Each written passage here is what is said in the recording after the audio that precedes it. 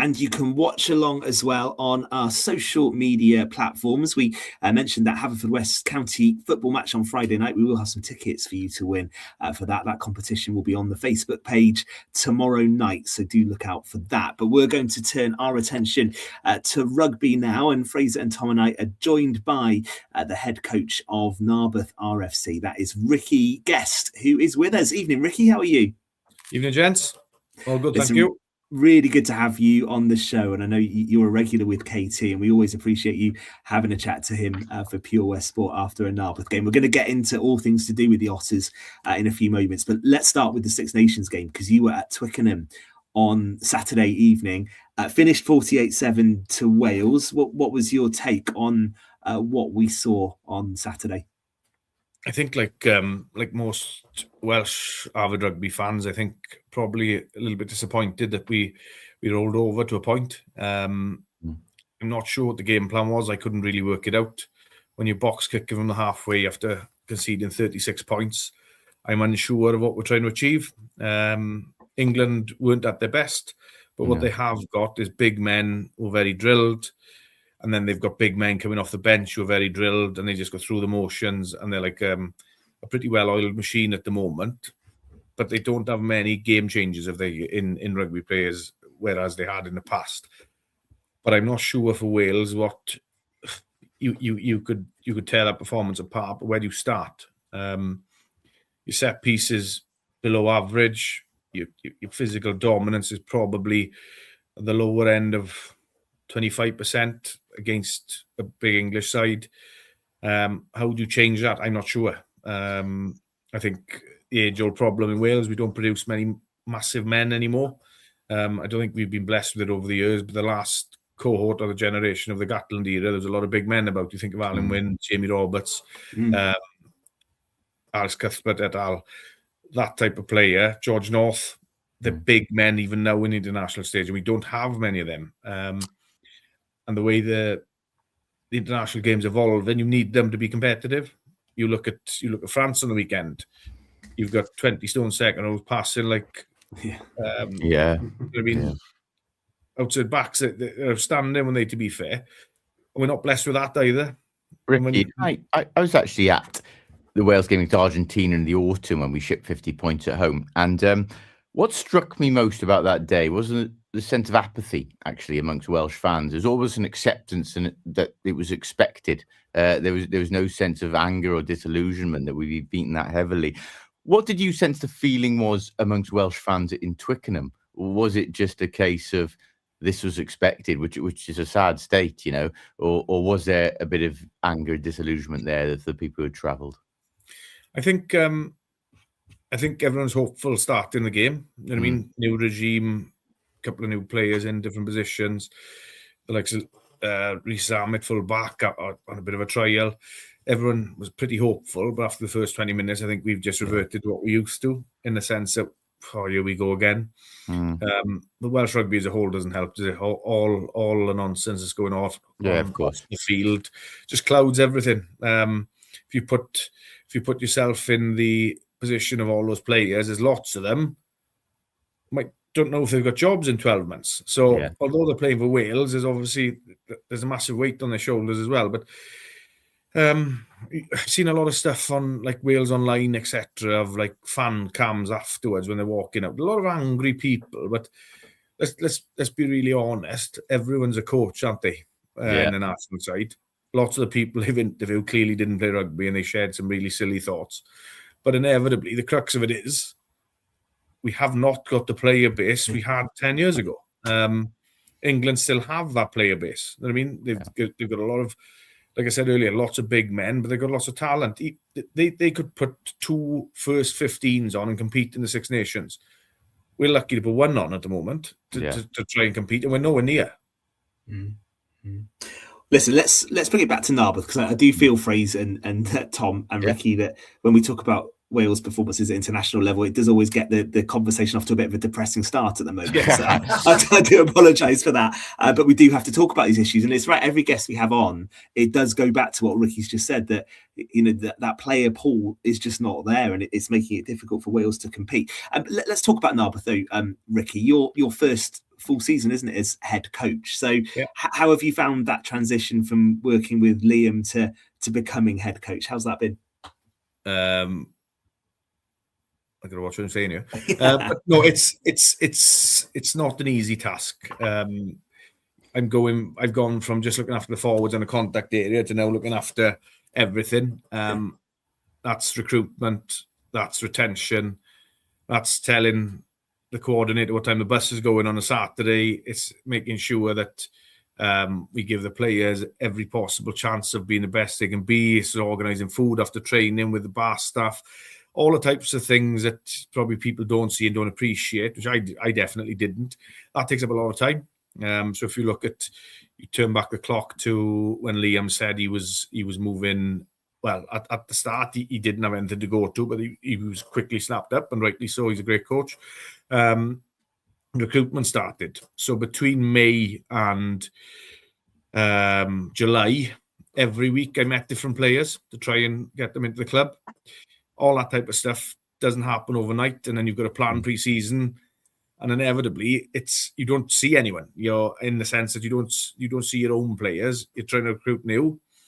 Which we've done successfully with lots of good signings, but it's all the stuff that people don't see, which is hard work. The club is very supportive of everything we've done. To be fair, we're trying to work with local businesses to try and grow our offering to players. Working a lot with the likes of the Ranch and Narberth at the moment. Hopefully, we'll have a game of paddle down there next week, which would be great. But yeah, it's not as glamorous as everyone thinks it is being a head coach, because inevitably it's on you. You know what I mean? It's on my shoulders, whether we win or lose on a Saturday, and I've got to face the music every Saturday. It's great when we win. Everyone wants to speak to you. You know what I mean? But then when you lose, you've got to answer to the more cynical supporters, which is fine. They're definitely allowed an opinion and question some of my decisions, which is fine. But yeah, for the boys who have worked with me now for the last 3 years, they definitely know I don't like losing. And my standards at times are probably too high for the level we're at. But if we want to be the best non-semi-professional, semi-professional side, then we've got to stay on top of everything we can control. And that's what we're trying to create in Narberth. Liam done a good job of it. Sean, prior to him, done a good job. We need to maintain that. And also, it's a big club, isn't it? It's the biggest club in Pembrokeshire. I know I'm going to have lots of jip for saying that, but it is. Let's state the obvious. It is. No, it's a fair comment. It's the highest placed club in Pembrokeshire and has been for a long time. And we want it to remain that way. That's the Saturday just gone, Ricky. I know obviously you weren't there, but is it fair to say that obviously you turn up looking to win the game wherever you go in the Premiership, you have to, but from 24-13 down, I think it was, away in Neath late on, to come away with those late penalties, Nico Sotaro, I think Jonathan Rogers actually nailed the vital one, and get a bonus point. Was that satisfactory in the end with the way the game that materialised? I reviewed it yesterday. If you'd have told me prior, having a bonus point in the null, I'd have probably been happy. But looking back on the game, it's probably when I got away. Really? We blew 4 line-outs in the last 12 minutes. That's 4 opportunities to go forward, to push, to get scores, whether it be a penalty, whether it be a try. But inevitably, you've got to control what you can control. And I don't feel as if we control that at the end through a couple of unforced errors. But what was really pleasing was the way the boys kept going and kept pulling each other along. They've got a lot more belief than they've had in previous years when the chips are down, to keep coming and keep going. And it's a trait we're trying to grow, because at times during the season, and the boys will be honest enough to say it, they haven't had that in games. Cross keys away, first 20 minutes of the second half, we let ourselves down massively. Yeah. As if somebody'd put a blanket over us and thrown a towel in. But then the last 20, we come back again. We go up to Merthyr, we run them ragged. Defence lets us down and drive them mauls twice. They come back, they score. And inevitably, we're a couple of points away from having 2 bonus points, or even the win. We've got it in us to do it. You know, the boys can play. There's a lot of ability in the squad.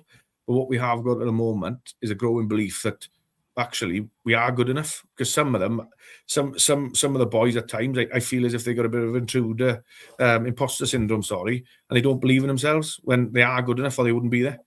There's some huge teams in the world of Welsh rugby in that Premiership, Ricky. How satisfying and how much did it prove the point you've just made there when you got that win in January over Pontypridd, who are second in the table? Does that kind of prove the point you've just made? Yeah, I think it does prove the point, but what it does show as well, when we're accurate and when we're on the money emotionally, and that's a big part of the players I've got, is emotionally, if they're on the money, the process looks after itself. But outside of the Narberth bubble, if you look at the league is really competitive. Everyone can beat everyone. And if you look, you don't know what to expect on a Saturday when you come in after the game and look at the results and all the sport. You don't know who's going to beat who, because it's that type of league that everyone can beat everyone. And it's it's a tough old league to come and be resilient every week and get ready to play. But inevitably, that's our jobs and that's what we do. Is that the key to Narberth now taking the next step, Ricky, to becoming a regular top half side maybe in the Premiership? Because, we looked, and Ben rightly pointed out their great win over Pontypridd, and going to the Knoll on Saturday and pushing Neath all the way clearly. But then I think we actually spoke on the show when we were talking about the great results against Pontypridd, and I said the test now for Narberth is to come down from such a great win and go to Cross Keys and back it up. And be consistent. Obviously, you didn't do that. You didn't come away from Cross Keys with anything. So is it a case of being able to keep momentum going a little bit better than you have done in terms of how you need to push yourself up the table? Is that a fair comment? Yeah, it's the challenge to get that emotional intelligence and the emotional readiness to go again. Because inevitably you need something from every game. That is something that we've spoken about a lot, because inevitably I can't get those top 2 inches firing every week. I've spoken about it previous. Different players do it differently. So when I was playing not too long ago, I played myself 2 weeks ago and I'm still stiff. That's another story. I'd use imagery as an example. So I'd watch old clips of the game prior or the games prior just to get me right. Yeah. Okay. Just positive reinforcement. Some guys go to the gym. Some guys might go for a run. Some may have just a routine that they've done for years and that works for them. Okay. But that's my challenge to the guys every week, is how do we get that emotional balance right every week to get the performance to where we need it to be? And that's a challenge. That's one of the hardest things I found as a coach, to be able to try and instill that. But like I said, again, if I go back to last weekend, a lot of character was shown, conditions were awful, and you had people pulling each other through, which is something we didn't have a couple of weeks ago or a couple of months ago. So we're going in the right direction. But as you said, Fraser, it's disappointing when you go from such a high to a low. If we can just sit in the middle, I'd be happy. Because keeping that high week after week is something that really needs to be mastered. But again, like most things, winning's a habit. So we need to keep doing it. I don't really want to touch on this, but we have to, because it's such a relevant issue this season. Narberth, well, not just Narberth, every club in pretty much Wales is affected by this inclement weather at the moment, stop-start. Is it frustrating for you now that you've obviously gone to Neath, you've put in a good performance there, could have come away with more like you just outlined there? You come to this Saturday through no fault of your own, you've got a bye week again, then you have a Six Nations break. I think it's January the 28th, Cardiff Met, you play again. That's on the back of postponements, of course. How difficult is it from a coaching point of view when it's been so stop-start either side of Christmas? Yeah, it's not easy. It's not easy, but do we expect anything less from WIU having any sort of structure that works? No. Why can't we play on a Friday night? Yeah, I totally agree. You know what I mean? We can continue. We don't need to stop. We got plenty of games at the rate we're at now. Granted, lots of it's unforeseen, but if you look at an example, they'll give you the league fixtures, and then they'll draw the cup. Then you've got to cancel your league fixtures to play the cup. Why don't they do it at the same time? Yeah. I totally you know what I mean? So you know what weekend it's going to be. You know what I mean? Put them in. Why have league fixtures? I don't know whether it's an admin piece as to how to fill in a spreadsheet. I don't know. But inevitably, it causes carnage because you've cancelled the game before you've played. That's right, yeah. It's an age-old thing, this, isn't it, with the international breaks, and it must be so frustrating. I always think it means clubs miss out a bit as well, because you could play a game, as Fraser said, start at 1, keep people behind, fill the clubhouse, watch the international game, and actually bring some revenue into that club. And for me, that is complete common sense. I've been banging that drum for years. I remember Bill and I talking about that phrase about 15 years ago, and nothing seems to have changed. And that is the issue, isn't it? Just a final one on sort of the state of the Welsh game, Ricky, and then we will just round up the Six Nations from the weekend. Obviously, some changes to come with the regions. A year or so away as yet. Do you see that filtering down to creating any issues at Premiership level as we go forward? I don't think it'll create any issues for us in the sense that, if anything, it'll give opportunities. So if there is an influx, and we mentioned it earlier, it's going to be the season 27-28 before we see anything because they've got to serve notice, etc., etc. But how many of them come back down to the SRC? Because the way the SRC works at the moment, they're not included in the salary cap if it's an ex-player coming back down. So you'll see an influx into the SRC, hopefully. What that will do then is hopefully push players of good quality down who still want to play, maybe the older or the younger, that sit slightly outside the ability of the ex-pro coming back. Yeah. That'll only strengthen the Prem. So for Welsh Rugby, I don't know if 3 regions is the answer, but if that does happen and it pushes players down, it'll only do our league a world of good, in all honesty. It'll bring the standard up. We'll have bigger squads. What that'll do then, bigger squads will enable some of our players to go and play for our Athletic or play for our partner clubs, like Crymych, Tenby, Newcastle Emlyn, and it'll give opportunities to fulfill fixtures as well, because we spoke about it earlier. You look at the player pool, it's less all through the levels. Okay, that's interesting. One to watch on that then. And let's just finish on the Six Nations, Ricky. From a coaching perspective now, Steve Tandy's got some job on his hands, hasn't he? Because the Six Nations is relentless, and France in Cardiff this weekend, probably the toughest test in this year's tournament. Where does he go in terms of trying to get some sort of reaction from his side? That's $1 million question, isn't it? They've just got to have some sort of belief in a certain style of play. Because if you look Saturday, I'm not sure what they were trying to do, because I don't think they run 2 plays consecutively the same successfully. They need to just stick to what they know. And I'm not sure what that is. That's the problem. I don't think anybody does. And just follow it through and just have a bit more belief. Whether it's just trying to maintain possession for longer to try and squeeze penalties, I don't know. Because I felt on Saturday, every time we went through a couple of phases, we ended up in the box and just give it back to them. Right. So I just keep hold of the ball. At least you're in control a little bit then of your own destiny. And hopefully they squeeze some sort of infringement and then get into a better position. But again, you've got to get into a better position. You've got to win the ball. And if your set piece isn't functioning, it's a double-edged sword, isn't it? You're kicking the ball back to them in essence. So keeping the ball on the field, or do you just pick the energy up and try and run everything? I don't know, is the honest answer. And I don't think anybody does. And anybody who does should be coaching Wales, because discipline's got to improve in it, first of all. 10 penalties in the first 20 minutes, not acceptable. 2 yellow cards. The basis has to be their discipline, surely. But inevitably, if you give away, even in our standard, more than 10 penalties, you've got a slim chance of winning. Exactly, yeah. That's our target every game, no more than 10. Yeah. So, and that's for 80 minutes. If you've given 10 away in the first 20, you've created a lot of doubt in the ref's mind. So if there's any 50-50s, you've lost it before you start. And inevitably, there's nothing worse than trying hard and then somebody doing something daft, and then you're going back 40 metres. Exactly. It's going to be tough. It's going to be a tough weekend for us, isn't it? It is going to be a tough weekend.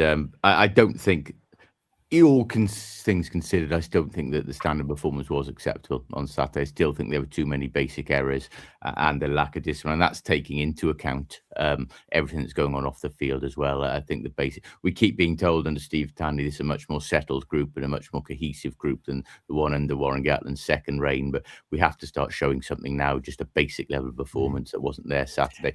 And even some almost be galvanized by what's going on. I did expect that. I thought we would make it tough for England early on Saturday, and expected them to pull away second half as Ricky outlaid their bench to come on. I didn't expect that capitulation in 20 minutes. I am just going to finish on one thing to Rick. On a jovial note, mate, this story has got back to me. great to see Jack Delaney, Narberth, taking a punt on a young player from Fishguard coming up, stepping up now, starting in the Premiership. But does he know, mate, that he was actually your second choice behind a 62-year-old Jack Dudley when you were recruiting? That's a classic. So he does know, but that is a classic. So I was sent as if you've got a bit of time for this story, it's worth listening to. I have to nip up and get my son from outside, but I'm going to leave you tell the story to these two of the listeners because it's a cracker. Go on, Fraser. You've got a couple of minutes. You run, Fraser, quick. So yeah. So in short, I was sent Jack Delaney's number. I'd been to watch Fishguard doing a bit of scouting, which didn't go down very well in Fishguard, to be fair. I had a few comments from a couple of people I know down there, but I didn't have myself. I had an Narberth coat on. The following week, I ring this number. Is that you, Jack? Yes, it's me, Jack. Yeah, it's me, Rick. Yeah, good. So for about 3 minutes, I sold the dream to Jack over the phone about Narberth and what we were doing and what we were offering players and the environment. And I was met with, Rick, I'd love to play, mate, to be honest, but I'm 62 and I don't think my knees would cope. That's some youth policy, yeah? I'd been sent the number of Jack Dudley, the chairman of St. David's, his number, not Jack Delaney of Fishguard. Which we had a good crack with, to be fair, a good laugh. Jack Dudley's local legend in Pembrokeshire, isn't he? He is. He's always welcome in Narberth.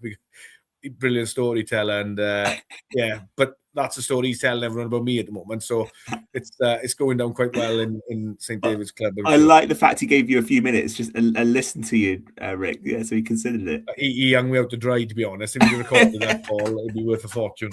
I love it. Life of a head coach. Listen, absolutely brilliant to talk to you. You are always welcome on Pure West Sport. Enjoy the couple of weeks off, a bit enforced, but back in action at the end of the month. And good luck for that run-in with some big games to come in the Premiership, Ricky. Thank you very much for your time this evening on Pure West Sport. It's great to talk to you. No problem. Thanks for having me, gents. Take care. Excellent stuff. We are going to come back for the final part of tonight's show in just a few moments on Pure West.